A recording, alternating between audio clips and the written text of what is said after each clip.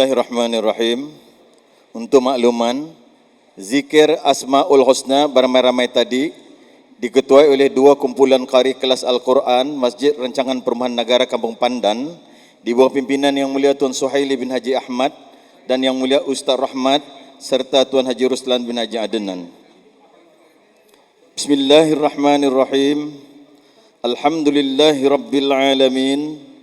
Wassalatu wassalamu ala asyrafil anbiya'i wal mursalin Sayyidina Muhammad wa ala alihi wa sahbihi ajma'in.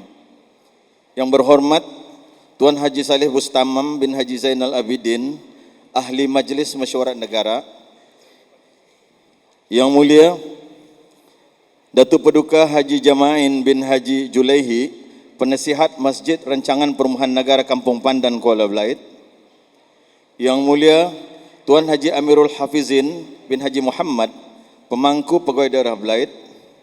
Yang mulia Ustaz Mat Aliani bin Ismail, Ketua Pegawai Agama Daerah Belait. Jemputan khas seterusnya para jamaah yang dirahmati Allah Subhanahu wa taala. Mengalu-alukan kehadiran yang mulia Datuk Seri Ulama Setia Negara Profesor Syekh Haji Abdul Samad dan keluarga. Assalamualaikum warahmatullahi wabarakatuh. Alhamdulillahilladzi an'ama bin ni'matil imani wal islam.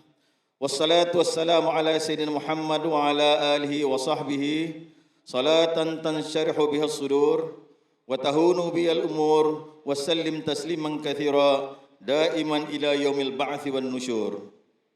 Bagi memulakan majlis, marilah kita membaca beramai-ramai surah Al-Fatihah. A'udzu billahi minasyaitonir rajim. Bismillahirrahmanirrahim. Alhamdulillahi rabbil alamin. Arrahmanir rahim. Maliki yaumiddin. Iyyaka na'budu wa iyyaka nasta'in. Ihdinas siratal mustaqim. Siratal ladzina an'amta 'alaihim ghairil maghdubi 'alaihim waladdallin. Amin. Dengan bacaan surah Al-Fatihah itu tadi, saya dengan penghormat dan ta'zim mempersilakan Yang Mulia Datuk Seri Ulama Setia Negara Profesor Syekh Haji Abdul Samad untuk menyampaikan tausiah beliau bertajuk Takdir, Ketentuan Allah Antara Rida atau Pasrah. Majlis dengan penuh hormat mempersilakan.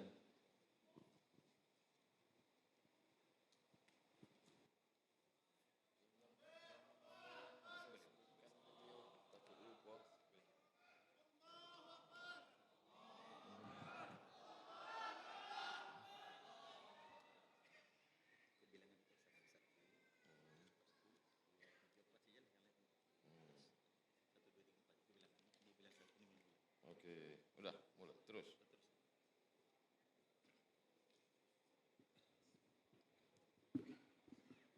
Bismillahirrahmanirrahim. Assalamualaikum warahmatullahi wabarakatuh.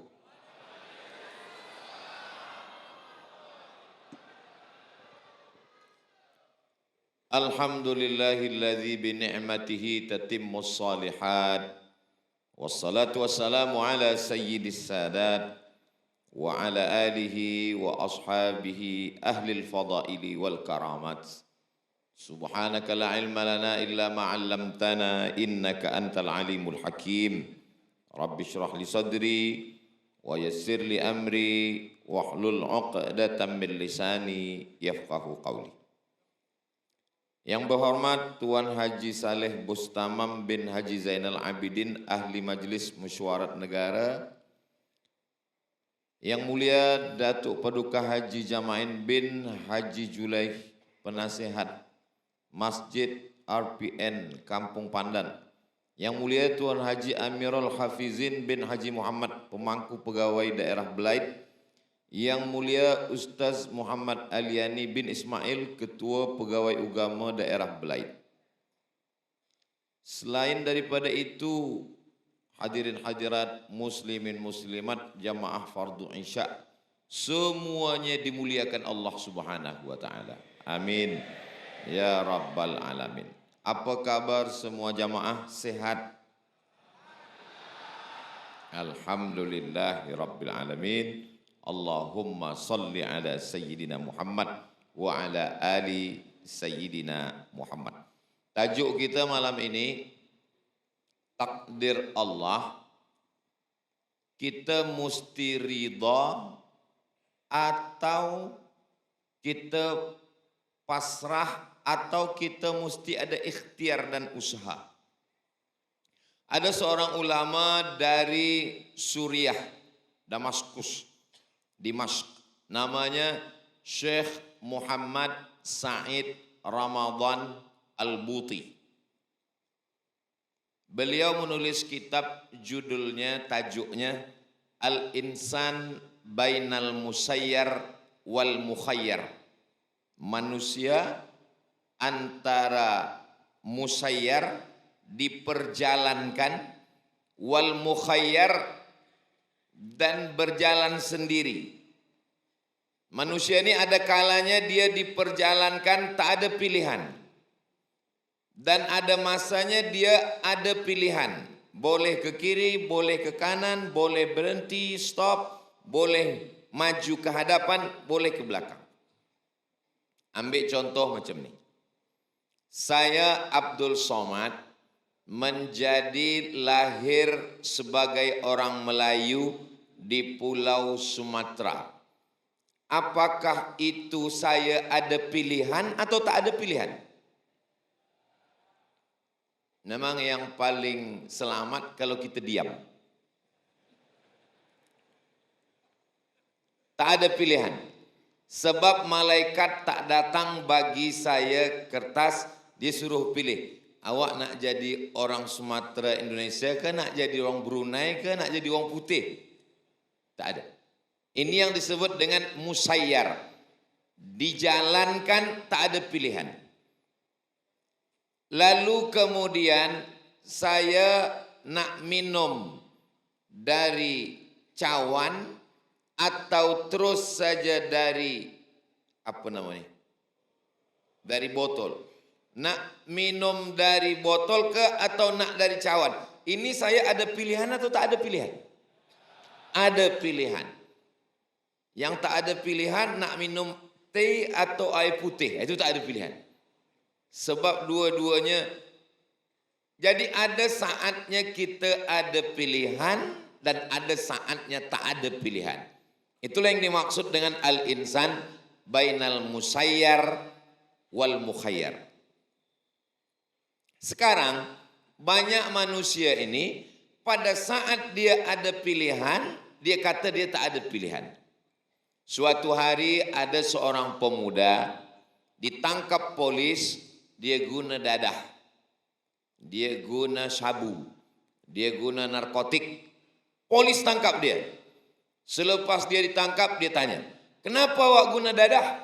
Dia jawab, ini takdir Allah. Sekarang saya tanya, pukul 9 pagi, dia ditangkap polis guna dadah, mana masa itu dia masuk ada pilihan ke tak ada pilihan? Saat itu dia ada pilihan untuk guna dadah atau guna yang baik. Untuk memilih antara yang hak atau yang batil. Nak berbuat amal soleh atau amal talih. Jadi dua kali dia salah. Yang pertama, salah menggunakan qudrat iradat yang dibagi Allah untuk sesuatu yang tak baik. Yang kedua, dia sudah menyalahkan Allah Subhanahu wa taala. Orang macam ini bukan makhluk yang baru. Zaman dulu pun dah ada. Zaman Sayyidina Amirul Mukminin Umar ibn al-Khattab. Ditangkaplah seorang lelaki minum khamar. Manakala dia ditangkap minum khamar, manakala dia akan dijatuhkan hukuman sebat, hukum cambuk, pukul pakai cemeti, lepas tu dia ditanya, kenapa awak minum khamar? Kata dia, ini sudah ketetapan Allah. Kata Umar, bagi dia hukum dua kali. Pertama, hukum minum khamar. Yang kedua, hukum bicara takdir tanpa pengetahuan dari Allah Subhanahu wa taala. Jadi yang kita pasrah itu adalah pada masalah-masalah yang musayyar, yang kita tak ada pilihan lagi. Itu memang kita pasrah kepada Allah Subhanahu wa taala. Tapi pada perkara yang kita ada pilihan, maka kita disuruh Allah Subhanahu wa taala untuk memilih. Itulah yang disebut dalam Al-Qur'an, wa nafsin wa ma sawwaha fa'alhamaha fujuraha wa taqwaha qad aflaha man zakkaha wa qad khaba man dassaha. Allah Subhanahu wa taala berikan pengetahuan ini. Dalam masalah takdir ini ada dua aliran dalam sejarah Islam. Yang pertama, nama alirannya Jabriyah. Jabriyah diambil dari kata jabr. Jabr artinya terpaksa. Jim, ba, ra, jabr. Orang yang terpaksa disebut dengan majbur. Makanya dalam nikah ada namanya wali yang boleh memaksa anak gadis dalam mazhab Syafi'i. Wali mujbir, majbur dipaksa, mujbir memaksa. Saya ada anak gadis. Saya tak ada anak gadis, misalkan saya ada anak gadis. Saya balik ke rumah, saya cakap pada anak gadis saya, anak gadisku, aku balik dari bagi tazkirah di Masjid Blaid. Aku terjumpa tadi anak lajang yang handsome, soleh, Masya Allah, tabarakallah. Aku dah nikahkan engkau dengan dia tadi. Maka nikah itu sah. Sebab saya wali mujbir. Wali mujbir itu ayah dengan datuk. Jadi kelompok yang pertama ni Jabriyah mengatakan dia terpaksa dengan takdir. Hidup dia ini terpaksa, dipaksa oleh takdir Allah Subhanahu wa taala. Mereka ini ada satu golongan di tengah umat ini, dan saya yakin dan percaya golongan Jabriyah ini masih hidup lagi sampai sekarang. Bila ditanya dia, kenapa awak berzina? Mohon maaf, beribu maaf. Berapa banyak anak perempuan, anak lelaki yang melakukan perbuatan dosa, sedar, sehat, tiada kurang satu apapun. Manakala perbuatan itu terjadi, bila dia ditanya, kenapa kamu melakukan ini semua? Dia nasihati pula mak ayah dia, sabarlah ya, ini sudah ketetapan Allah. Padahal dia melakukan perbuatan itu dalam keadaan sedar, dalam keadaan sihat, zahir dan batin. Dia boleh memilih antara action atau tidak, antara berbuat atau tidak, antara memilih dua pilihan. Lalu kemudian ada kelompok yang kedua. Kelompok kedua mengatakan, lawan daripada kelompok Jabriyah tadi. Kata dia orang Jabriyah ni tersesat. Sebab segala perbuatan dia katakan gara-gara takdir Allah.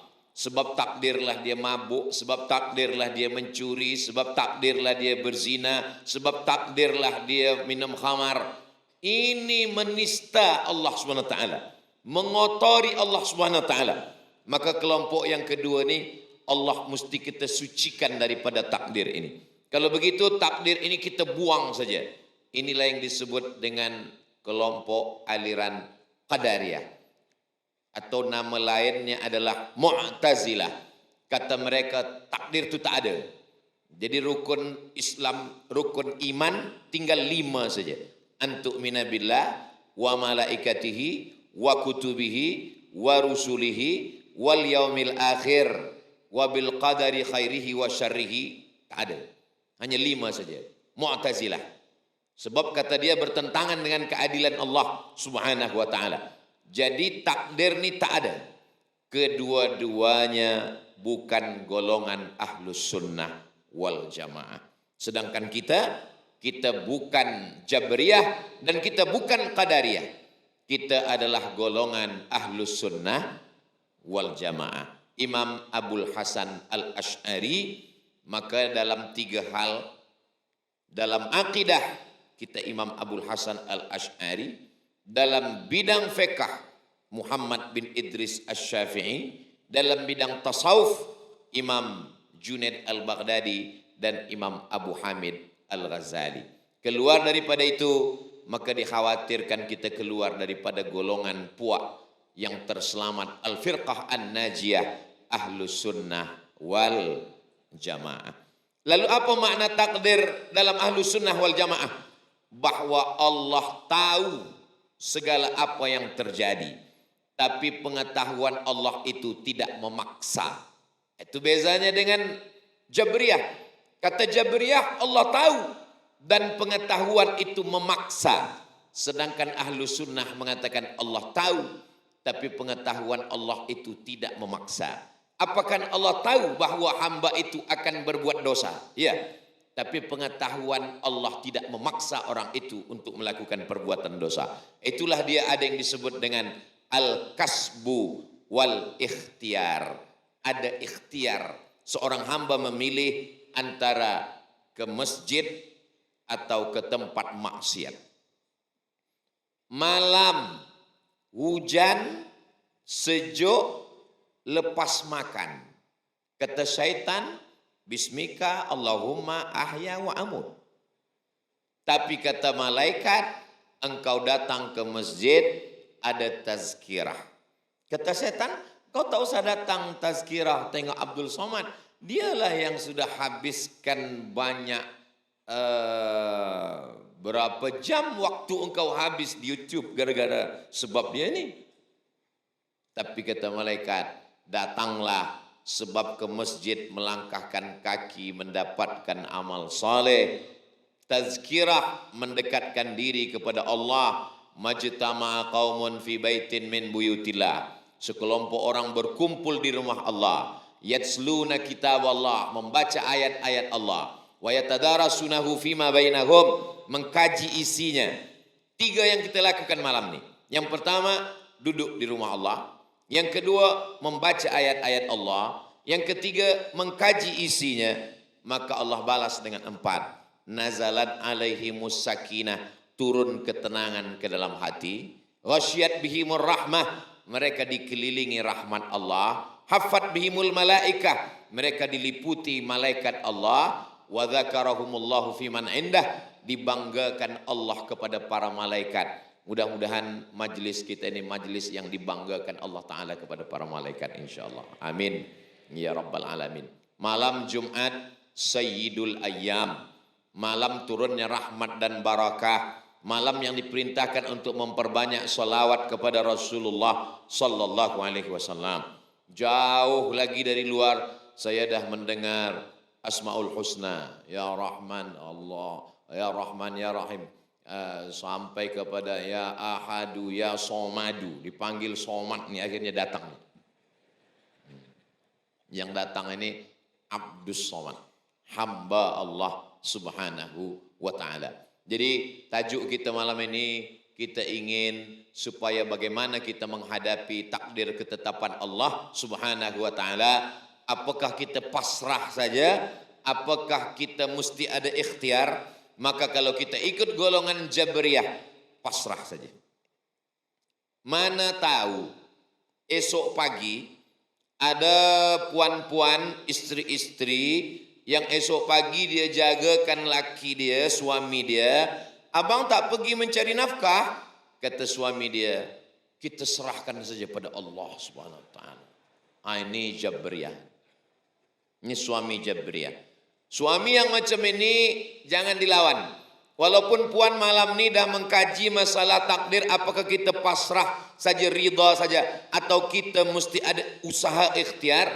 Jangan tazkirah malam ni pula esok pagi puan bagi tazkirah. Ya ayyuhal Jabariyah.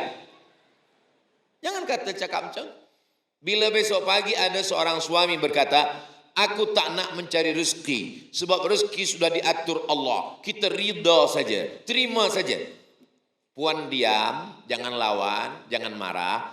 Nanti selepas azan lohor, azan zuhur, dia bertanya, apa makan kita siang ini? Balikkan akidah dia. Kita serahkan saja pada Allah. Sebab dia tak ada usaha. Dia tak ada ikhtiar. Ini air ini kedua-duanya untuk saya. Baik yang di cawan maupun yang di botol ini dua-duanya untuk saya. Betul ke tak betul? Betul, untuk saya. Tapi kalau saya tak ada usaha al-kasbu wal ikhtiar untuk meletakkan tangan, mendekatkan ke bibir, mengucapkan bismillah, mahukah air ini dengan sendirinya masuk ke mulut saya? Tak mungkin. Itu yang disebut dengan ada usaha. Allah Subhanahu wa ta'ala berikan saya telinga, maka saya dengar baik-baik. Tapi rasa-rasanya dari tadi tak ada yang mengatakan, Ustaz Somad sila minum. Itu namanya urf. Itu yang disebut dengan urf. Kalau sudah diletak di hadapan kita, maka itu punya kita. Urf namanya. Sudah jadi tradisi di tempat kita. Asal dah dibagi ke kita, itu punya kita lah itu. Tapi mic tidak. Boleh juga kalau mau. Saya dengar ada suara cakap macam tu. Tapi masalahnya yang mic ni masjid. Dan masjid tu annal masajida lillah. Ini milik Allah. Jadi urf itu sesuatu yang biasa terjadi. Lalu kemudian bagi orang yang qadariyah mengatakan tidak ada itu tulisan takdir. Kita berbuat sesuai kehendak kita saja. Mazhab qadariyah ini di barat diterjemahkan dengan nama free action. Dia free untuk berbuat sesuai kehendak dia. Sedangkan dalam Islam, saya yakin dan percaya makhluk yang diciptakan Allah Subhanahu wa taala ada namanya. Allah bersumpah dalam Al-Qur'an, Nun wal qalami wa ma yasturun. Wal qalam, Allah bersumpah demi qalam. Lalu setelah itu Allah perintahkan qalam, wahai qalam, tulis di lauh papan mahfuz, papan yang dijaga oleh malaikat. Wahai qalam, tulis di papan itu. Maka pena qalam menuliskan takdir. Itulah yang disebutkan dalam Sahih Muslim, innallaha katabal maqadir. Allah menuliskan takdir 50 alfasanah, 50.000 tahun, qabla an yakhluqas samawati wal ard, sebelum Allah menciptakan langit dan bumi, Allah sudah menuliskan takdir. Ustaz Abdul Somad, ya, saya 10 tahun menanti kedatangan seorang anak. 10 tahun menikah tiada anak. Selepas anak lahir, sedang sayang-sayangnya diambil Allah Subhanahu wa taala. Apa salah saya? Apa dosa saya? Mengapa anak saya diambil? Maka tak ada jalan lain kecuali ridha, pasrah. Sebab ini adalah kuasa Allah Subhanahu wa taala. Kita hanya mampu berkata la haula wala quwata illa billah. Inilah yang disebut Syekh Muhammad Said Ramadan Al-Buti sebagai musayyar. Kita tak ada kuasa sama sekali. Apa yang diinginkan Allah dengan takdir semacam ini? Allah Ta'ala ingin memberi kita suatu maqam yang tinggi. Maqam dalam bahasa Arab artinya level tinggi. Di tempat saya maqam kuburan.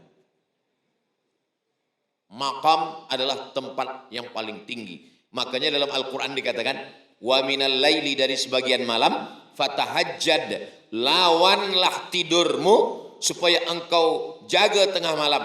Asa ayyab'atsaka rabbuka maqamam mahmuda. Allah dudukkan engkau di tempat maqam yang terpuji. Ada satu maqam namanya maqam ridha. Sebab tajuk kita malam ini takdir antara ridha dan usaha. Maka ada namanya ridha. Ini untuk yang musayyar. Semua yang musayyar kita tak boleh lawan. Kita hanya melalui musayyar itu dengan ridha. Ridha kepada Allah Subhanahu wa taala. Maka pagi kita katakan raditu billahi rabba wa bil islami dina wa bi Muhammadin nabiyya wa rasula. Ridha. Ridha ni bahasa Arab, tapi dia dah jadi bahasa orang Melayu. Ridha kalau bahasa Melayu berpuas hati. Puas hati dengan keputusan Allah Subhanahu wa taala. Kal mayyit baina ghasilihi, seperti mayat yang dimandikan orang, jenazah. Rasa-rasanya setakat sampai hari ini belum ada jenazah melawan. Belum ada. Orang ambil kain putih, kapas, cucuk hidung dia, cucuk telinga, kata dia janganlah, gelilah, tak ada. Begitulah kita ridha dengan takdir Allah ni. Kita tak boleh melawan. Pada takdir yang mana? Takdir yang kita tak boleh memilih. Siapa boleh memilih? Anak yang disayang, ditunggu 10 tahun, macam-macam usaha sudah dibuat. Ustaz Abdul Somad, saya ni tak ada anak, apalah usaha yang saya buat? Banyak-banyak makan kurma mengkal. Dimakan. Datang kepada ustaz, apa boleh saya lakukan? Baca surah Yasin, selepas itu berdoa. Ustaz Abdul Somad, saya umur dah 40 tahun, belum juga lagi ada anak. Apa yang boleh saya buat? Semua usaha dah buat. Saya dah buat. Apa masalahnya? Saya belum berbini, Ustaz. Itulah masalahnya.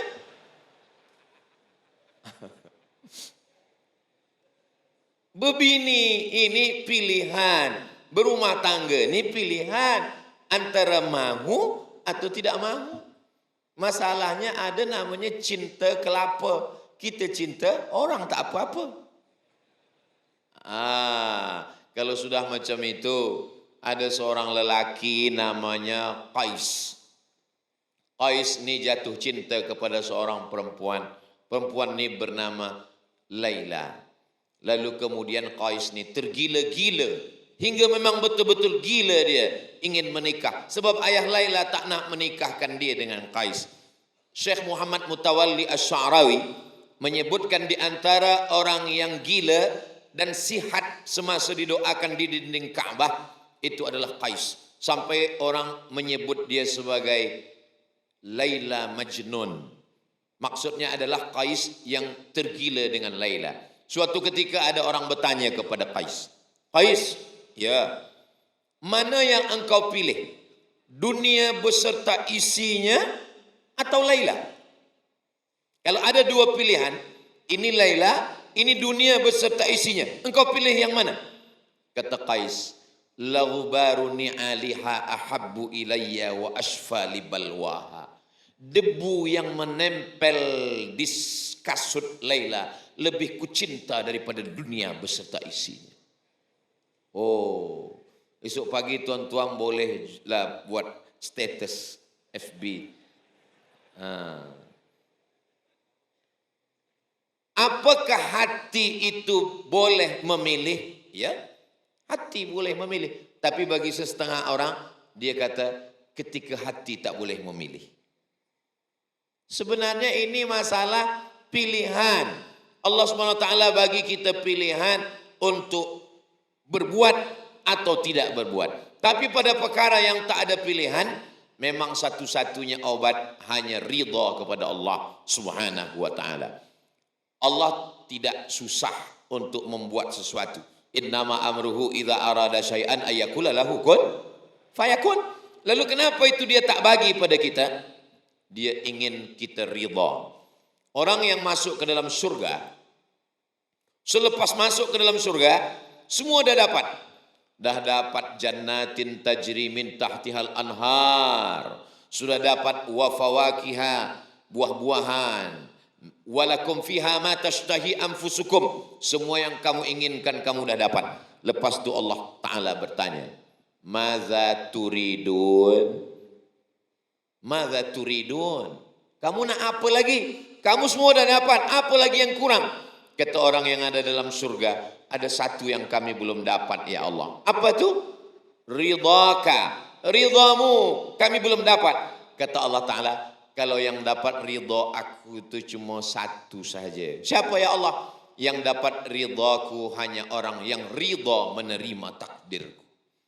Orang yang tak ridha menerima takdir Allah, dia tak dapat ridha Allah. Itulah mengapa kita masa berdoa kepada Allah, kita tak minta surga dulu. Kita minta ridha dulu, baru minta surga. Sebab dapat surga, belum tentu dapat ridha. Tapi kalau dapat ridha, pasti dapat surga. Maka kita diajarkan guru-guru kita berdoa, Allahumma inna nas'aluka ridhaka wal jannah. Ini Hijir Ismail, ini Rukun Yamani, ini Hajar Aswad. Rabbana atina fid dunya hasanah wa fil akhirati hasanah wa qina azabannar. Allahumma inna nas'aluka ridhaka. Di tempat yang malaikat paling banyak berkumpul, di tempat doa yang paling mustajab, di situ dimintakan ridha. Dan yang dijemput Allah untuk kembali menghadap Allah itu adalah orang-orang yang ridha. Ya ayyatuhan nafsul mutmainnah irji'i ila rabbiki radiyatan mardiyah. Allah ridha, mardiyah, diridhai. Manakala seorang ustaz berdoa, Mudah-mudahan kita semuanya mendapat ridha. Amin. Ada seorang perempuan, dia diam saja. Kawan dia bertanya, kenapa awak tak aminkan? Aku dah dapat ridha. Dari mana engkau tahu? Nama suami dia Ridha. Mohon maaf Tuan Ridha. Nama tu doa. Ada pula seorang lelaki dari British, dari England berkata, kata dia, what is in a name? Apalah arti sebuah nama? Dalam Islam nama adalah doa. Jadi orang yang ingin anaknya diridhai Allah, ridha menerima segala ketetapan Allah, dia bagi nama anak itu ridha. Tapi setengah orang menyebut ridha ni, dia susah nak sebut huruf dad. Maka dad itu berubah menjadi huruf z. Siapa nama anak awak? Reza. Reza itu sebenarnya ridha. Dulu ada raja dari Persia, dari Iran, namanya Ridha Bahlawi. Ridha Bahlawi sampai ke kampung saya berubah menjadi Reza Pahlavi. Sebenarnya itu beberapa huruf ni memanglah dia berubah. Tapi kita mesti kenal bahwa ini adalah ridha, menerima ketetapan Allah Subhanahu wa taala. Kalau begini umat Islam memahami semuanya, nanti umat Islam datang menjajah umat Islam. Lalu manakala umat Islam ini ingin melawan, lalu kemudian dikatakan, kamu jangan melawan, ini adalah ketetapan Allah. Maka banyak orang mengatakan itu tasawuf. Orang-orang tasawuf itu adalah orang yang selalu ridha dengan apapun yang terjadi. Sebenarnya mereka tidak membaca sejarah Islam. Dalam sejarah Islam, orang-orang tasawuf yang sunni, mereka ridha pada yang musayyar. Tapi pada yang mukhayyar, orang tasawuf lah yang paling kuat melawan. Kita baca ada sejarah tentang seorang yang melawan Mussolini dari Italia yang menjajah negeri Islam bernama Libya. Maka di sana ada seorang mursyid tariqah Sanusiyah namanya Umar Mokhtar. Tuan-tuan dah tengok film itu? Bagi yang belum, tengoklah. Umar Mokhtar, Anthony Quinn. Umar Mokhtar melawan. Manakala Umar Mokhtar ditangkap oleh tentera Mussolini dari Italia, lalu kemudian ditanya, Umar Mokhtar, iya, kata Mussolini, aku terheran-heran menengok engkau. Kami pakai kereta besi, engkau naik kuda. Kami gunakan apa namanya? Pistol. Kami guna pistol besi, engkau guna pistol biasa saja. Apa yang membuat engkau melawan? Apa kata Mussolini? Aku heran, sebelum aku membunuh, menggantung engkau, aku ingin tahu, engkau ni makhluk macam apa, wahai Umar Mokhtar. Umar Mokhtar menjawab. Kata Umar Mokhtar, Tuhanku hanya menyuruh aku melawan. Apapun hasilnya, aku serahkan kepada Allah Subhanahu wa taala. Tasawuf melawan. Tasawuf yang sunni, yang benar-benar tasawuf adalah melawan. Ada seorang mursyid bernama Syekh Abdus Somad Al-Falembani. Bukan yang ini. Abdus Somad Al-Falembani. Falembani itu biasanya orang ulama dari ujung nama itu kita dah tahu dia dari mana. Misalnya ada nama Syekh Daud Al-Fatani. Itu berarti dari Patani, dari kerajaan Kesultanan Islam Fatani. Ada lagi nama ulama Syekh Muhammad Yasin bin Isa Al-Fadani Al-Makki, sebab dia lahir di Makkah. Al-Fadani, sebab dia berasal dari Padang, Fadan.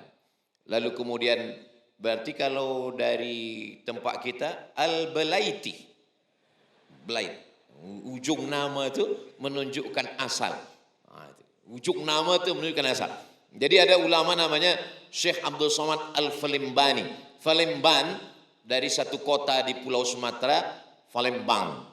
Beliau murid langsung daripada Syekh Muhammad Abdul Karim Samman, Tariqah Sammaniyah. Dan dia manakala pulang ke Sumatera dari Makkah Al-Mukarramah, saat itu dia mendengar ada satu negeri sedang dijajah. Negeri itu bernama Kesultanan Melayu Kedah. Kedah sedang berperang dengan Siam. Maka dia pun menulis kitab, judul kitabnya Fadail Jihad. Padahal dia seorang sufi. Dia menulis kitab Fadail Jihad, keutamaan jihad. Lalu dia pun pergi berjihad dan mati sebagai seorang syahid. Mereka memandang melawan itu adalah iskariman atau mutsyahidan. Kalau hidup, hidupnya syahid. Kalau mati, matinya syahid. Kalau hidup, hidupnya mulia. Jadi kalau ada orang mengatakan ajaran Islam itu adalah ajaran kepasrahan, tidak mau melawan, hanya ridha saja, maka kita mesti tengok bagaimana Nabi Muhammad sallallahu alaihi wasallam. Apakah manakala Abu Jahal, Abu Lahab datang menekan dia, Nabi Muhammad mengatakan, kita ridha saja. Apa yang kau nak buat wahai Abu Lahab, buatlah, kami ridha saja. Oh enggak. Umat Islam itu disuruh melihat amar ma'ruf nahi mungkar. Melihat kemungkaran tak boleh diam. Man ra'a minkum mungkaran, sesiapa di antara kamu yang melihat kemungkaran, falyughayyirhu biyadihi, robahlah dengan tangan. Fa illam yastati, kalau tak sanggup dengan tangan, fabilisani, dengan lidah. Kalau tak sanggup dengan lidah, fabiqalbi, dengan hati. Wa dzalika adhaful iman, itulah selemah-lemah iman. Jadi memahami takdir ini ada dua. Yang musayyar, tak ada daya, tiada upaya, kita serahkan pada Allah. Itulah makna firman Allah. Ya ayyuhalladzina amanu sta'inu bis sabri wassalah. Yang pertama, sabar. Sabar artinya tahan. Sabar, sad, ba, ra. Sabar itu nama tanaman. Tanaman yang tumbuh di gurun pasir, kulitnya berduri, airnya pahit. Macam mana tuh Ustaz? Kalau di kampung saya namanya kaktus. Itulah sabar. Berduri, dan kalau diperas di gurun pasir, orang haus, dia ambil itu, dia buang kulitnya, diambil airnya pahit. Itulah mengapa orang yang bersabar itu, kalau ada yang mati, meninggal, susah, sakit, awak mesti bersabar. Sabar artinya berpahit-pahit. Sebab dia memang pahit. Sabar ini levelnya ada 3. Sabar yang paling tinggi dan sabar yang paling rendah. Anak sakit, sabar. Usaha gagal, bisnis tak berhasil, sabar. Kehilangan, sabar. Itu disebut sabar yang paling bawah. Sabar di atas itu adalah sabar manakala menahan diri untuk tahan beribadah kepada Allah.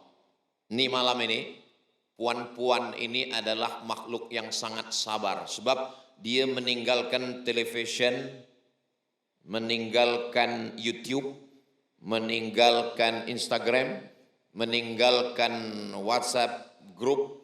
Ini sabar luar biasa. Walaupun ada dia intip-intip sikit lah. Ini sabar juga nih. Menahan diri. Menahan. Apa kata dia cakap? Handphone, aku bersabar untuk tidak membuka engkau. Kejap aja. Ada buka-buka sikit, ambil gambar untuk status. Alhamdulillah dah hadir bersama Ustaz Abdul Somad. Awak datang apa tidak? Kawan-kawan dia pun komen, aku datang, aku datang, aku datang. Tak ada pun awak datang. Kalau datang kenapa tak jumpa? Roh aku aja, jasad tidak. Ini sabar. Sabar untuk jaga malam melawan tidur. Itu sabar. Sabar untuk melawan bakhil. Itu sabar. Sabar untuk melawan kantuk. Itu pun sabar. Tapi kalau ada jamaah ni yang tertidur, biarkan, jangan jagakan. Biarkan. Itu menunjukkan hati dia sedang tenang. Ala bizikrillahi tatmainnul qulub. Orang yang berzikir hatinya tenang. Jadi rupa-rupanya tazkirah Ustaz Abdul Somad ini mampu menenangkan hati dia. Jadi macam mana bila tazkirah ni dia tak dengar, nanti balik ke rumah dia boleh dengar lagi. Ini yang live, nanti dia boleh dengar lagi di channel Ustaz Abdul Somad Official. Subscribe, like, share, and comment. Dia dengar ulang-ulang balik. Dia dah ulang-ulang balik. Allahu Akbar. Nah, lalu kemudian ada sabar yang lebih tinggi lagi daripada itu. Itulah dia sabar menahan diri dari perbuatan maksiat. Itu sabar. Sabar yang level paling tinggi. Itu yang sanggup itu Nabi Yusuf alaihi salam. Walaqad hammat bihi manakala Zulaikha ingin kepada dia, tapi Nabi Yusuf melawan. Itu sabar yang paling tinggi. Kalau ada maaf cakap, ada seorang perempuan menginginkan seorang lelaki yang handsome, yang muda, yang baik, kemudian selepas itu lelaki yang muda ini bercerita ke kawan dia, aku tadi jumpa di mall seorang perempuan, dia bagi nombor telefon. Aku kata, inni akhafullah, aku takut kepada Allah. Maka menurut Islam orang ini sabar. Tapi kata kawan dia, engkau bodoh lah. Kesempatan tak datang dua kali. Padahal dalam Islam itulah sabar yang paling tinggi. Kenapa Habil tak melawan Kabil? Manakala Kabil datang ingin menimpakan batu besar, akan dia timpakan ke kepala Habil. Apa kata Habil? La imbasatta ilayya yadaka litaqtulani ma ana bibasiti yadiya ilaika liaqtulak. Aku tak melawan saudaraku Kabil. Kenapa tak melawan? Inni akhafullah. Aku takut kepada Allah. Ini sabar. Jadi kita disuruh manakala datang takdir ini dua cara. Ya ayyuhalladzina amanu sta'inu bis sabr. Sabar artinya menahan. Maka bulan puasa itu disebut dia dengan bulan syahrus sabri, bulan sabar. Makanan ada, minuman ada, tapi dia sanggup menahan. Itu sabar. Istri dia ada, dia sanggup tahan. Makanan halal ada, tapi dia sanggup tahan. Itu namanya sabar. Lalu kemudian sabar, makanya disebut Ramadan itu imsak. Imsak. Bila azan subuh pukul 5.20, imsak 5.10. Imsak. Imsak itu diambil dari kata menahan. Apa yang ditahan orang sabar? Pertama dia tahan mulut. Sebab mulut ini bercakap. Kenapa yang laki mati? Laki ini laki aku. Kenapa tak laki dia? Maka mulut ini mesti tahan. Selepas itu yang ditahan adalah hati ditahan. Manakala hati ini bercakap, pikiran ini bercakap, ditahan dengan zikir. Afdalu zikri fa'lam annahu la ilaha illallah. Ini hati dan pikiran ini mulai bercakap-cakap. Kenapa Ustaz ni lambat datang? Kenapa dia tak datang-datang? Ya man huwallahu alladhi la ilaha illa huwar rahmanur rahim.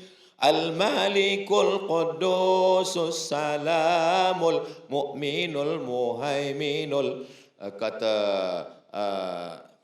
belum datang, kejap lagi. Muhaiminul azizul jabbar. Kenapa kita diajak untuk Asmaul Husna, bersolawat, solawat nariyah, solawat tafrijiyah, solawat badar, solawat tibbil qulub, untuk supaya menahan hati dan fikiran ini, sebab dia bercakap terus di dalam. Untuk menahan itulah maka kita disuruh berzikir. Ya ayyuhalladzina amanu sta'inu bis sabri was shalah, memperbanyak salat kepada Allah Subhanahu wa taala. Salat qabliyah, salat ba'diyah, salat duha, salat isyraq, salat awabin, salat tasbih, salat hajat, salat taubat, salat. Habis semua salat udah. Ustaz Abdul Somad, saya rasanya semua salat, semua sembahyang saya dah buat. Sembahyang apa lagi? Sembahyang yang tak ada terikat dengan apapun. Sembahyang terikat dengan waktu, tahajud malam, duha pagi. Sembahyang yang tak ada terikat dengan apapun, sembahyang lepas, itulah dia disebut dengan salat sunat mutlak. Mutlak artinya lepas, tak ada terikat dengan apapun. Qabliyah, ba'diyah, terikat dengan waktu. Salat sunat selepas wudhu, terikat dengan waktu. Tapi tak terikat dengan waktu, tak terikat dengan momen, tak terikat dengan apapun, maka disebut dia dengan salat mutlak. Maka ketika Abdullah bin Abbas sedang naik kendaraan, tiba-tiba datang orang dari belakang membagi kabar. Assalamualaikum, wahai Abdullah bin Abbas. Waalaikumsalam. Adik engkau meninggal. Adik engkau yang sedang berperang meninggal. Abdullah bin Abbas turun dari kendaraannya, dari hewan tunggangannya, dia turun. Terus saja dia cari kiblat, dia terus salat. Allahu Akbar, mengamalkan firman Allah. Ya ayyuhalladzina amanu ista'inu bis sabri wassalah. Tidak ada yang mampu menahan itu kecuali sabar dan salat. Tapi orang sehebat Umar bin Khattab, puan-tuan, Umar bin Khattab tu Masya Allah tabarakallah. Ma masya Umar qattu illa masa syaitanu fajjan ghaira fajjika. Ini ada satu jalan. Ini jalan kampung, jalan biasa. Ini jalan highway. Kalau Umar lalu di jalan highway ini, maka setan akan cari jalan lain. Dia takut di jalan yang dilalui oleh Umar bin Khattab. Begitulah Umar. Ini bukit, ini gunung, ada satu lembah. Kata Nabi, kalau engkau berjalan di lembah itu Umar, maka setan akan berjalan di lembah yang lain. Begitulah Umar bin Khattab. Kalau Ustaz Abdul Somad sama-sama berjalan dengan setan itu. Kita ni makhluk yang lemah.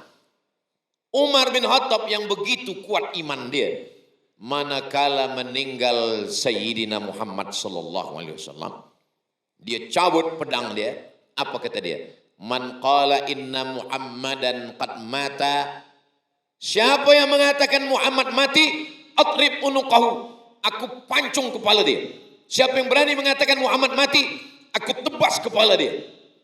Datang Abu Bakar Siddiq membacakan ayat, wa ma Muhammadun illa rasul. Muhammad bukan Tuhan, dia hanya seorang rasul. Qad khalat min qablihi rusul. Rasul-rasul sebelum dia pun meninggal. Adam, Idris, Nuh, Hud, Saleh, Ilyas, Zakaria, Musa, Yahya, Zulkifli, Ayyub, Sulaiman. Mereka meninggal semua. Afa immata, kalau dia meninggal, au qutila, atau dia dibunuh orang, inqalabatum ala aqabikum, apakah kamu akan kembali kepada agama kamu yang lama? Mendengar ayat itu dibacakan, jatuh pedang Umar bin Khattab. Apa kata Umar? Seakan-akan aku tak pernah mendengar ayat itu. Padahal Umar bin Khattab hafaz Al-Quran. Jadi orang yang selevel Umar bin Khattab pun ketika terkena musibah itu, hilang ayat itu. Padahal 30 juzuk di kepala dia. Apalagilah kita yang juzuk 30. Jadi kalau Abdul Somad malam ini begitu suaranya menggelegar mengatakan, mari kita sabar, mari kita ridha. Sebab ujian itu tak datang ke dia. Bila ujian itu datang, ayatnya hilang, hadisnya hilang. Lalu siapa yang mengingatkan kita? Orang lain datang. Itulah dia makna watawasau bil haq watawasau bisawab. Maka bunyi ayatnya watawasau. Apa beza wasa dengan tawasau? Wa wassa Ibrahimu banihi wa Ya'qub. Nabi Ibrahim memberikan wasiat kepada anak-anaknya dan Ya'qub. Seorang ayah searah saja, monolog, satu arah dia bagi nasihat. Tapi kalau tawasau, hari ini Abdul Somad yang membagi wasiat. Tapi bila Abdul Somad lupa, ayatnya hilang, hadisnya terbang, maka jamaah dari Belaid lah yang akan mengingatkan dia. Kalau saya lupa, sudikah jamaah dari Belaid mengingatkan Abdul Somad? Masya Allah, yang diam itu tanda ridha. Bukan kata saya, kata Nabi. Kata Nabi SAW, as-sukutu alamatur ridha. Diam itu tanda ridha. Jadi manakala tadi saya tanya, kalau Abdul Somad ni lupa lalai, dia bersusah hati, ayat dia hilang, siapa yang akan ingatkan? Diam dia. Diam itu tanda ridha. Maka bila datang ujian itu kita diam, tapi diamnya itu bukan diam marah, diam ridha. Suatu ketika Nabi lalu di pekuburan. Manakala Nabi lalu ke pekuburan, ada seorang perempuan yang menangis, anak dia mati, anak dia meninggal. Kata Nabi SAW, sabar, kata Nabi. Ini ujian dari Allah SWT. Apa kata dia? Alaika anni li'annaka lam tusab bimusibati. Pergi engkau sana. Engkau menyuruh aku sabar sebab bukan engkau yang kena musibah ini. Nabi pun pergi. Nabi pun dia ngamuk macam tu. Apalagi saya? Kata dia, pergi sana. Engkau mengatakan aku sabar sebab bukan anak engkau yang mati. Bukan engkau yang kena ujian. Nabi pergi. Selepas itu datang orang bagi tahu dia. Awak tahu tak siapa yang awak halau tadi? Tidak. Itu Nabi. Oh Nabi, aku tak tahu, kata dia. Sebab masa itu tak ada poster. Tak ada gambar. Orang tak tahu tu Nabi Muhammad SAW. Beza dengan sekarang. Walaupun orang Belait tak pernah jumpa saya, tapi dia tahu. Saya kadang di beberapa tempat, saya sedang makan, ada orang tanya, ini Ustaz Somad? Enggak macam Ustaz Somad, kata saya. Kata orang, engkau tahu tak siapa yang kau halau tadi? Tidak, itu yang kau halau untuk Nabi. Dia datang, dia kejar, dia datang sampai ke rumah Nabi. Kata dia, ya Rasulullah maafkan aku. Aku tak tahu kalau tadi itu engkau ya Rasulullah.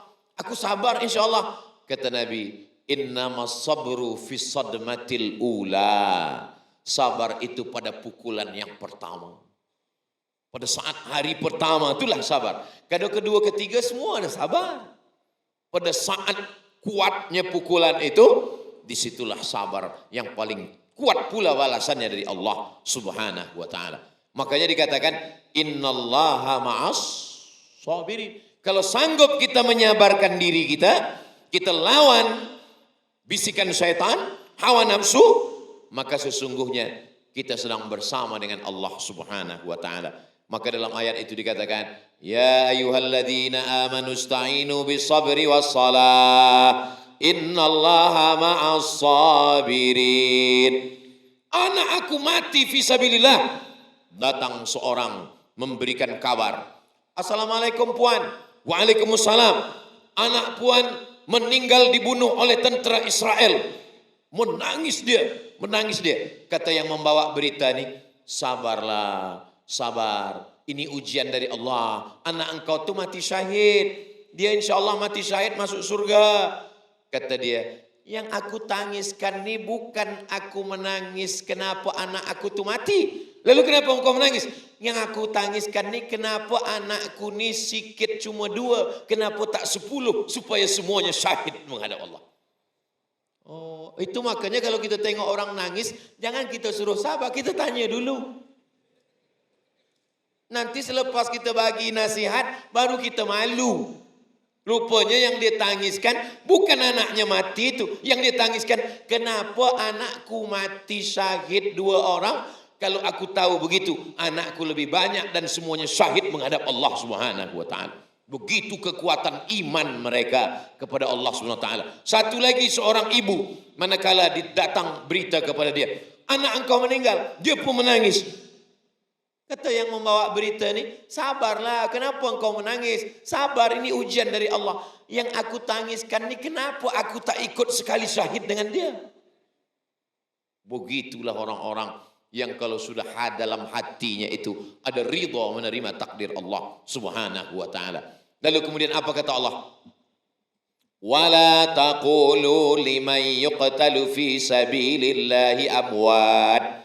Jangan kau katakan mereka yang mati berjihad fisabilillah itu mati. Bal ahya, mereka hidup. Oh, jadi mereka tu hidup Ustaz. Mereka hidup. Walakin la tash'urun. Hanya saja kamu tak sanggup merasakan kehidupan mereka. Maka kata Nabi sallallahu alaihi wasallam, kamu jangan bersedih sebab mereka itu sesungguhnya hidup. 2 kali Allah ulang dalam Al-Quran. Bal ahya inda rabbihim yurzaqun. Mereka mendapatkan rezeki yang tak putus. Orang yang mati syahid itu 3. Pertama, sakratul maut dia rasakan kal qarsi, seperti cubitan lembut di atas kulit. Sedangkan kita takutnya sakratul maut, ya Allah. Maka selalu kita doakan, Allahumma hawwin alaina fi sakaratil maut. Yang kedua, mereka tak merasakan azab kubur. Sedangkan kita setiap ingin lepas sembahyang minta selamat. Allahumma inni a'udzubika min azabi jahannam wa min azabil qabri wa min fitnatil mahya wal mamat wa min syarri fitnatil masihid dajjal. Yang ketiga, mereka terus saja masuk ke dalam surga tanpa hisab. Sedangkan umat Islam tak semuanya.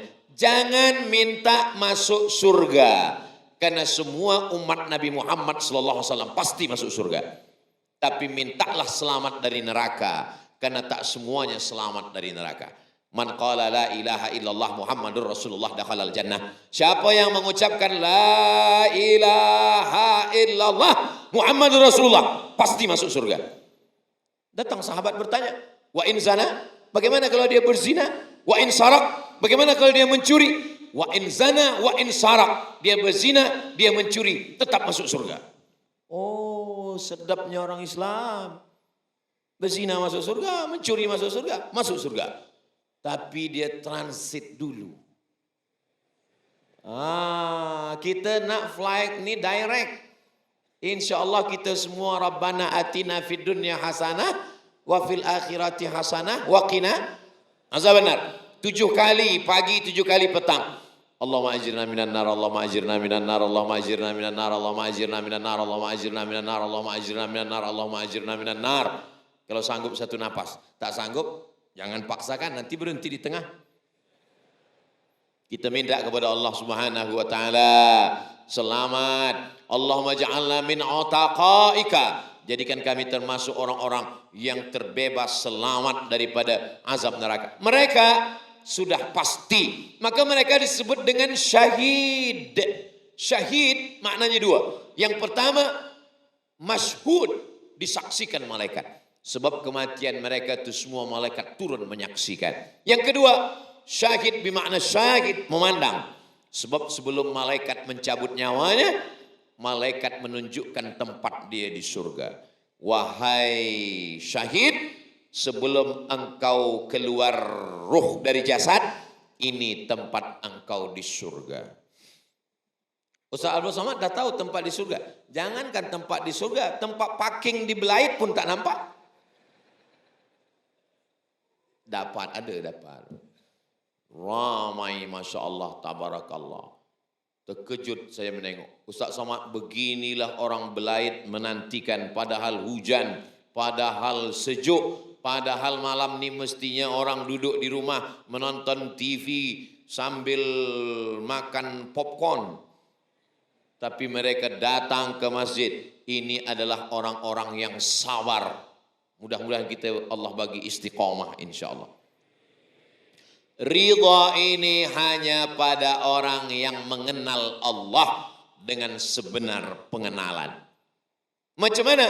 Macam ridhanya seorang yang menggendong budak kecil. Oh, anak engkau, iya, comel, lucunya, Masya Allah. Dia gendong, masa dia gendong itu maaf, beribu maaf, terkencing budak kecil. Masa budak kecil itu terkencing, orang yang menggendong ini ridho. Kenapa dia ridho?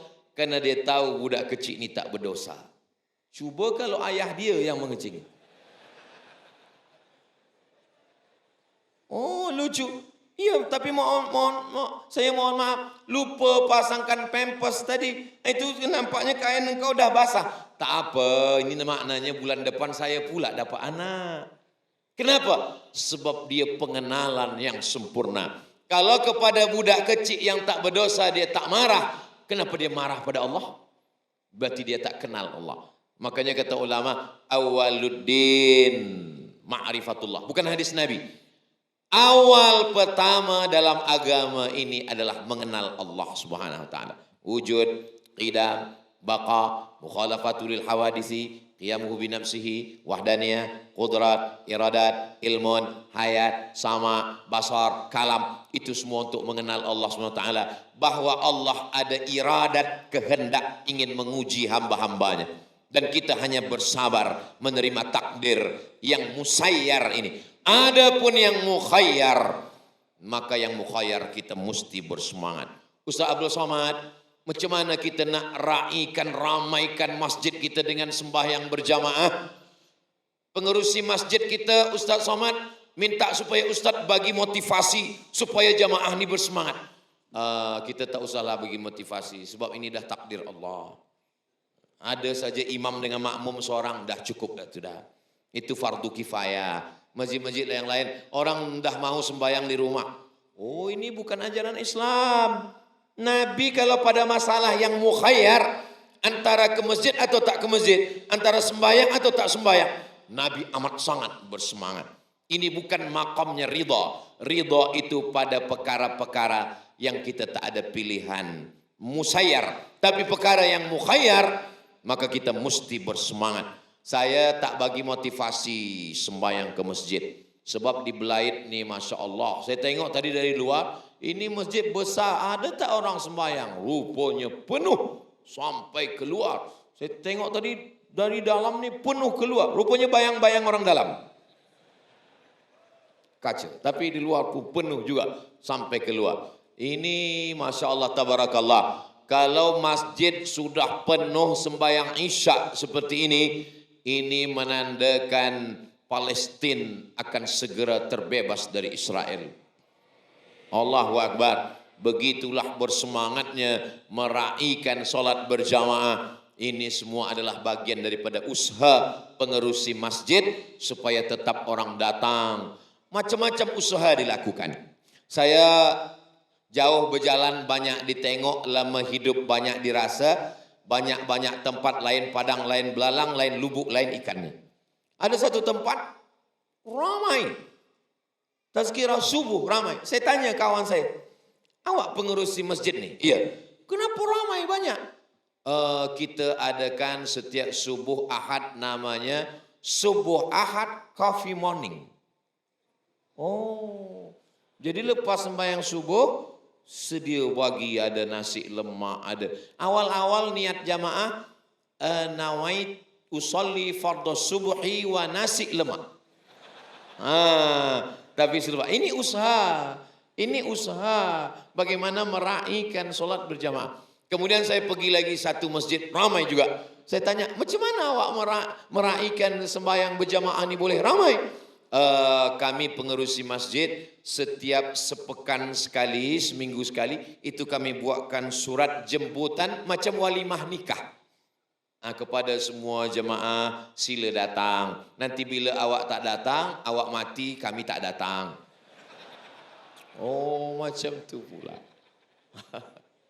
Jadi macam-macam cara. Ini ikhtiar. Ini yang saya sebut dengan ikhtiar itu. Begitu juga dengan mencari rezeki ini. Rezeki ini pun ikhtiar juga. Mencari rezeki itu ikhtiar. Kaya itu takdir. Nah, ini mesti kuat keyakinannya. Kalau dia cari rezeki, sudah dia cari tak juga dapat, dia mesti takdir. Oh, kalau begitu, semua sudah usaha dilakukan. Tidak juga dapat, berarti Allah sedang menguji. Kalau engkau dapat yang engkau inginkan, bersyukurlah.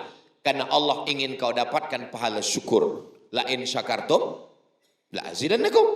Kalau engkau sudah berusaha, tidak dapat yang kau inginkan, berarti Allah ingin kau dapat pahala satu lagi.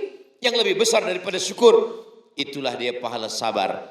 Innama yuwaffas sabiruna ajrahum bighairi hisab. Kalau syukur pahalanya cuma satu. La in syakartum la azidannakum. Bersyukur nikmat rumah, dapat rumah. Syukur nikmat kereta, dapat kereta. Bersyukur nikmat isteri. Nampaknya tak ada berani menjawab. Itu tanda ridha juga. Ridha, diam-diam ridha. Diam ni dua, diam ridha dengan diam takut. Ada satu lagi yang lebih tinggi daripada syukur, sabar. Kalau sabar pahalanya kata Allah, innama yuwaffas sabiruna ajrahum bighairi hisab. Orang yang sabar pahala dia bighairi hisab. Bighairi hisabnya unlimited, balasan yang tiada boleh dikira manusia. Jadi kita hidup ini dua. Kalau sesuai keinginan kita dengan takdir Allah, syukur. Kalau tak sesuai dengan yang ditakdirkan Allah, sabar. Makanya kata Nabi, ajaban li amril mu'min. Orang beriman itu ajaban, ajib, amazing, luar biasa. Kenapa? Karena kalau dia bersyukur, dia dapat baik. Kalau dia bersabar pun dia dapat baik. Inilah yang susah nih. Kadang kalau sesuai dengan yang diinginkan, orang lupa, sombong, takbur. Kalau tak sesuai dengan yang diinginkan, dia mencaci maki, sumpah serapah, hamun, menyalahkan orang. Tuhan tak adil. Kenapa begini? Sebenarnya manakala kita cakap Tuhan tak adil, malaikat maut itu dah mengintip. Oh, kata malaikat. Tapi kerana Allah masih sayang, ajal belum sampai, inna rahmati sabaqat ghadabi. Rahmatku mendahului murkaku. Murka Allah SWT. Tapi ada lagi yang lebih dulu, rahmatnya. Itulah mengapa manakala kita buka Quran, Bismillahirrahmanirrahim. Rahmat. Kenapa tidak? Bismillahirmuntaqim. Bismillahiraziz. Bismillahirjabbar. Tidak. Tapi yang didahulukan itu rahmat Allah. Makanya orang yang sudah dapat rahmat Allah disebut dengan almarhum. Allah yarham. Rahmat Allah. Tapi tak boleh almarhum itu untuk orang yang sudah dapat rahmat Allah sekaligus doa untuk dia. Tapi tak boleh esok adik-adik anak-anak muda ni bagi tazkirah. Yang saya hormati almarhum dan almarhumah. Itu khas, itu sebutan khas untuk orang yang menghadap Allah. Maka kita doakan dia, Allahumma ghfir lahu warhamhu. Kita penduduk antara dua sujud minta kepada Allah, Rabbil firli warhamni wajburni warfa'ni warzuqni wahdini wa'afini wa'fu'ani. Balik kepada tajuk kita malam ini, takdir antara ridha dengan ikhtiar. Takdir dah saya jelaskan, ridha pada perkara-perkara yang musayyar, ikhtiar pada perkara-perkara yang mukhayyar. Tadi saya mula pukul 8.30, sekarang sudah pukul 9.30, 60 minit. Padahal kalau tengok botol 30 minit, sebab 330 mililiter. 1 jam saya dah jelaskan. Puan-tuan sekalian, apakah yang saya sampaikan ini jelas? Boleh difahami? Alhamdulillah. Kadang di beberapa tempat kita dah bercakap, lepas tu kita tanya, faham? Boleh usah ulang dari awal lagi? Itu pun ikhtiar. Ikhtiar orang ingin faham. Saya kalau di kelas, masa saya pensyarah, itu saya bagi penjelasan 3 kali. Saya jelaskan, ada kadang masalah-masalah itu yang susah, yang sulit, yang payah. Saya jelaskan 3 kali. Macam mana? Saya belum juga faham. Kalau begitu 2. Kalau tak awak keluar, saya keluar, kata saya. Di kelas lah dengan adik-adik, dengan pelajar-pelajar. Tapi dengan jamaah, Masya Allah, tabarakallah. Begitulah Allah bukakan hati kita. Saya 2 tahun tak datang ke Brunei Darussalam sebab COVID-19. Alhamdulillah tak ada datang COVID-20, 21, 22. Dia berhenti setakat 19 saja sehingga kita datang boleh bersilaturahim. Ini pun bagian daripada ikhtiar. Saya tidaklah berdakwah sebab dakwah itu mengeluarkan orang dari menyembah setan kepada menyembah Allah. Orang di Brunei Darussalam semua dah menyembah Allah. Yang berdakwah itu adalah saudara-saudara kita yang masuk hutan, yang mengetuk pintu rumah orang. Mari kita ke surau, mari kita ke masjid. Itu ikhtiar dia. Adapun orang yang dah datang ke masjid, dah duduk, disediakan kerusi, dipanggil. Mari kita dengarkan tazkirah yang disampaikan oleh Al-Mukarram Al-Ustaz Abdul Somad. Lalu orang menyangka Abdul Somad sedang berdakwah. Tidak. Yang berdakwah adalah saudara-saudara kita yang berusaha supaya ingin dakwah itu sampai. Berapa banyak orang yang tak mengenal Allah sehingga dia mengenal Allah menjadi umat Nabi Muhammad SAW yang dalam la ilaha illallah Muhammadur Rasulullah sallallahu alaihi wasallam. Orang kalau kuat tauhidnya, insya Allah dia tidak akan goyang. Kenapa? Karena dia akan berkata inna lillah wa inna ilaihi raji'un. Semua ini bukan punya aku. Lillahi ma fis samawati wa ma fil ard. Yang di langit, yang di bumi. Bukan punya aku, punya Allah. Diambil Allah. Bukan punya kita. Macam parking. Ada parking kereta. Datang orang parking kereta mahal. Ada orang parking kereta biasa. Ada orang parking kereta rusak.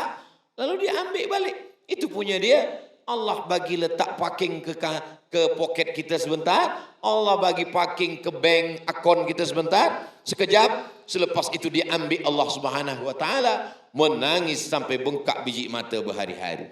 Padahal ayat itu dia hafal. Selepas setiap maghrib dia baca. Ghairil maghdubi alaihim waladdallin. Amin. Lillahi ma fis samawati wa ma fil ard. Tapi manakala diambil Allah, disitulah datang. Nabi-nabi itu semua ujiannya ujian ridha. Diambil Allah Ta'ala. Kebunnya. Mati semua kebunnya. Ridha. Diambil Allah Subhanahu wa Ta'ala. Kambingnya, untanya, lembunya. Ridha. Diambil Allah Ta'ala anak-anaknya. Ridha. Itulah dia Nabi Ayyub alaihissalam. Sampai akhirnya kulit-kulit dia sakit. Sekalipun dia tak ada mengeluh. Ya Allah, kenapa anakku mati? Kenapa kebunku mati? Kenapa? Tak ada. Sampai akhirnya tinggal satu saja yang setia bersama dia. Itulah dia rahmah. Makanya manakala orang menikah itu selalu doakan. Allahumma arham bainahuma kama rahimta baina Ayyub wa rahmah. Buat mereka berkasih sayang sebagaimana kasih sayang Ayyub dan rahmah. Walaupun mati hilang semua, rahmah tetap sayang. Sampai akhirnya apa kata rahmah? Berdoalah Ayyub kepada Allah. Kata Ayyub, aku malu. Tak apa-apa, engkau minta saja pada Allah. Kata Ayyub, Rabbi anni massaniyad-dur wa anta arhamur rahimin. Kalau kita baca dalam doa Ayyub itu, Nabi Ayyub alaihissalam, dia tak ada minta, dia tak ada kata, ya Allah sihatkan aku, kulit aku dah sakit-sakit, berulang, tak ada. Dia hanya katakan, Rabbi anni massaniyad-dur. Aku kena sesuatu mudarat. Wa anta arhamur rahimin. Engkau maha kasih dan sayang. Terus saja Allah mengatakan. Apa kata Allah? Urkut birijlika. Tumit engkau pijakkan ke tanah. Maka keluar mata air. Keluar mata air. Mughtasalun baridun. Air yang sejuk mandi. Lalu kemudian dia pun sihat sedia kala. Begitulah adab-adab. Nabi-nabi itu beradab, malu, meminta, berkeluh kesah kepada Allah Subhanahu wa Ta'ala. Kita kadang baru sakit demam. Di kampung saya kalau demam sikit itu namanya demam puyuh. Baru demam sikit aja. Kenapa sebut demam puyuh? Puyuh merindukan bulan. Demam sikit, bukan demam berat, betul? Dah berkeluh kesah, kenapalah begini, kenapalah begini. Padahal sebenarnya kita tidak ridha menerima ketetapan Allah Subhanahu wa Ta'ala. Padahal subuh kita sudah katakan, raditu billah, aku ridha menerima ketetapan engkau. Makanya dalam hadis qudsi dikatakan, man lam yarda biqada'i, siapa yang tak ridha menerima takdirku, walam yasbir bi bala'i, tak sabar menerima bala ujianku, falyatlub rabban siwaya, carilah Tuhan selain aku. Kemana kita mencari Tuhan selain Allah? Tak ada. Maka tidak ada lain kecuali ridha menerima ketetapan Allah Subhanahu wa Ta'ala. Kita saling mendoakan, mudah-mudahan kita termasuk hamba-hamba yang selalu ridha menerima ketetapan Allah Subhanahu wa Ta'ala pada perkara-perkara yang musayyar. Adapun pada perkara yang mukhayyar, kita tetap berusaha. Innallaha la yughayyiru ma biqaumin hatta yughayyiru ma bi anfusihim. Allah tidak akan merubah suatu kaum sampai kaum itu berusaha untuk merubah dirinya sendiri. Lebih kurang 70 menit kita bersama malam ini. Segala kebaikan-kebaikan ini datangnya dari Allah. Kesilapan, kekhilafan itu datang dari hamba Allah yang dhaif, Al-Faqir Abdul Somad. Mudah-mudahan pertemuan kita malam ini pertemuan yang diridhai Allah Subhanahu wa taala. Seterusnya saya kembalikan kepada pengerusi majlis apa program berikutnya. Terima kasih. Wassalamualaikum warahmatullahi wabarakatuh. Assalamualaikum warahmatullahi wabarakatuh. Prof. Datuk, bolehkah doa mengubah takdir Allah? Hadis, bukan saya. La yaruddul qada illa doa. Tidak ada yang boleh merubah takdir kecuali doa. Itulah mengapa malam nisfu Sya'ban kita berdoa. Allahumma, ya Allah, kalau tertulis di lauhil mahfuz dalam takdirku baik, maka tetapkan kebaikan itu untukku. Kalau tertulis tak baik, maka robahkanlah dia menjadi baik. Maka kadang ada sebagian pemuda-pemuda ini berdoa, ya Allah kalau memang dia tak jodohku, jadikan dia jodohku. Kalau dia jadi jodoh orang lain, matikan jodoh dia. Apa doa kamu ini? Nabi sebut nama. Masa zaman Nabi itu ada dua Umar yang kuat. Satu Umar bin Khattab, satu Umar bin Hisham. Ini dua orang ini kalau dia masuk Islam, Islam akan kuat.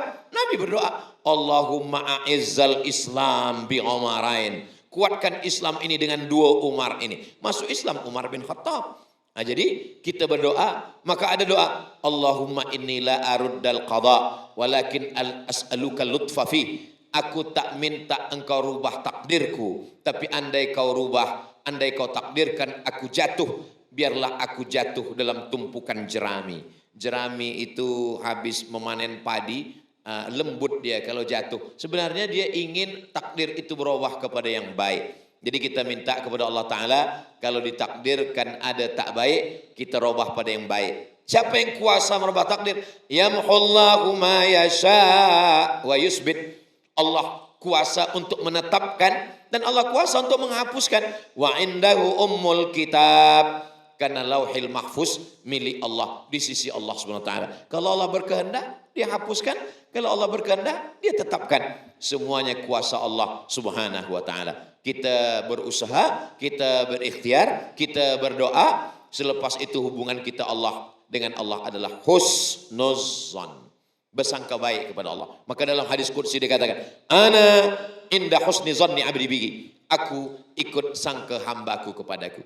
Apapun yang dibagi Allah kepada kita, kita sangka baik. Mudah-mudahan Allah selalu memberikan yang baik-baik buat kita semua insyaallah. Amin.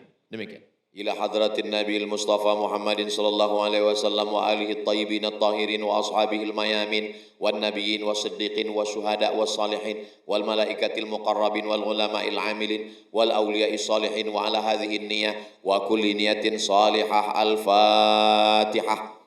A'udzu billahi minasy syaithanir rajim. Bismillahirrahmanirrahim. Alhamdulillahi rabbil alamin. Arrahmanir rahim. مالك يوم الدين إياك نعبد وإياك نستعين اهدنا الصراط المستقيم صراط الذين أنعمت عليهم غير المغضوب عليهم ولا الضالين آمين اللهم صل على سيدنا محمد وعلى آل سيدنا محمد السلام عليك يا رسول الله يا ربي بالمصطفى بلغ مقاصدنا واغفر لنا ما مضى يا واسع الكرم. Ya qadiyal hajat, engkau menunaikan segala hajat. Ya rafi'ad darajat, engkau mengangkat segala derajat. Allahumma ja'alna radina liqada'ik. Ya Allah, jadikan kami ridha menerima segala takdirmu ya Allah. Allahumma syrah sudurana, lapangkan hati kami menerima segala ketetapanmu ya Allah. Allahumma in kana khairan lana fathbut lana. Kalau memang dalam tulisan takdir itu baik bagi kami, maka tetapkanlah dia untuk kami ya Allah. Wa in kana syarran lana, kalau tidak baik bagi kami, faghayyirhu lana, maka robahkanlah kepada yang lebih baik untuk kami ya Allah. Allahumma ja'alna muhsiniz zan bika, jadikan kami orang-orang yang selalu bersangka baik terhadap segala keputusan takdirmu ya Allah. Allahumma innana nas'aluka raddal qada walakin nas'aluka lutfa fi. Kami tidak ingin engkau rubah takdir kami. Andai engkau takdirkan kami harus jatuh, mesti jatuh. Jatuhkanlah kami ke tempat yang lembut, ke tempat yang baik ya Allah. Rabbana hab lana minas salihin. Jadikan anak kami anak-anak yang saleh dan salihah. Min hafizil Quran, menjadi para penghafaz Quran. Allahumma ja'al hadzal balada baladan amina. Jadikan negeri ini negeri yang damai, negeri yang aman. Allahumma dafa'an al-ghala wal waba wal fahsya wal riba والسيوف المختلفة والشدائد والحمحن ما ظهر منها وما بطن من بلدنا هذا خاصة ومن بلدان المسلمين عامة. اللهم أعز الإسلام والمسلمين واخذل الكفرة والمشركين ودمر أعداءك أعداء الدين.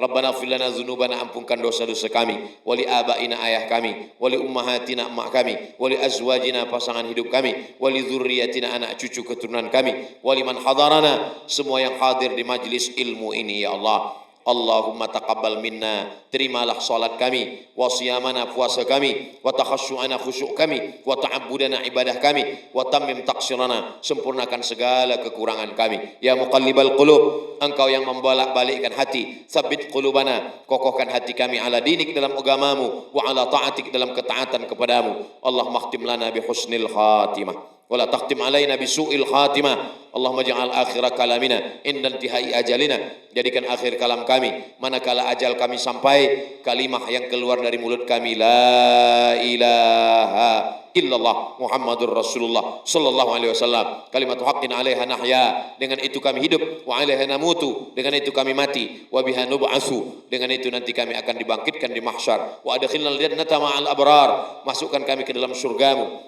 ma'al habibil mustafa fi jannatikal ula, bersama Nabi Muhammad sallallahu alaihi wasallam.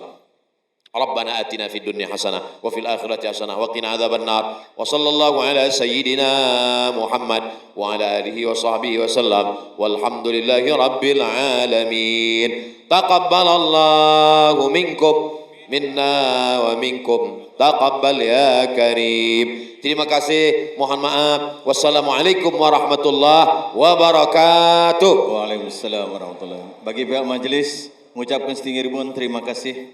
Aqulu qouli hadza. Assalamualaikum warahmatullahi wabarakatuh.